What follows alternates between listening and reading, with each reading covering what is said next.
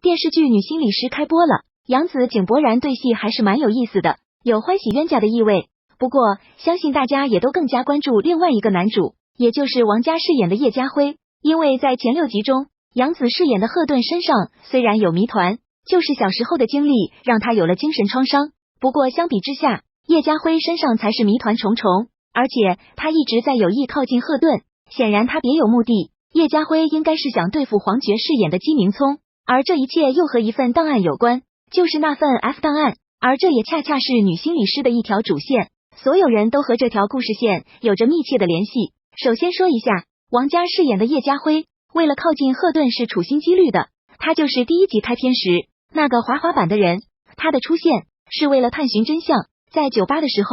他先是故意让贺顿看到自己吃药，之后再当着贺顿当面多喝酒。这里就值得注意了，叶家辉本来就是冲着创造和贺顿相识机会的。换句话说，他确信贺顿通过一些简单的信息能够猜到他叶家辉在吃药喝酒后会发生意外，也就是说叶家辉对贺顿很熟悉。在酒吧偶遇之前，叶家辉对贺顿已经进行了仔细的调查了。叶家辉让贺顿成为救自己的恩人，转头就从救护车上溜走了，他根本就是装晕，这一切就是创造和贺顿产生联系的机会罢了。而后女心理师中王佳饰演的叶家辉还特意在贺顿隔壁买了房子。面对汤丽丽的质疑，他说是为了方便照看自己的奶奶，可问题是这一切都太巧合了，这只是叶家辉暂时避开别人怀疑的一种方式而已。话说回来，女心理师前6集大家最关心的必然是姬明聪交给贺顿的那个 F 档案。贺顿的师姐不是特意去找过姬明聪，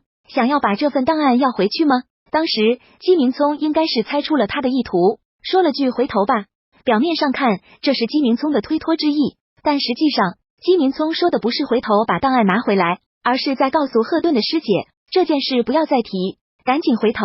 后来贺顿师姐给一个标注为 F 的人打电话，谈的也是档案的事情，还发信息说自己会拿到档案，恳求对方 F 不要生气，不要不理他，他可是有老公的人。但是这简单的一次通话让我们看到他和这个 F 很亲密。同时贺顿师姐电话通讯记录里有莎莎和尤尚华的名字，尤尚华可是第1个心理案件中尤娜的父亲啊，显然这2人和 F 档案也有一定的关联。女心理师中王佳饰演的叶家辉的目标就是姬明聪，姬明聪不是有一晚感觉有人出现在他的住处吗？那个人应该就是叶家辉，而叶家辉应该就是 F， 他想拿到 F 档案。在片头中，杨紫饰演的贺顿在写字板上写过叶家辉精神院 F 档案的字样，汤丽丽在那份调查叶家辉的资料中也明确说了叶家辉是精神医学专业。那么个人猜测，这份 F 档案和叶家息息相关。既然叶家辉是被奶奶拉扯大的，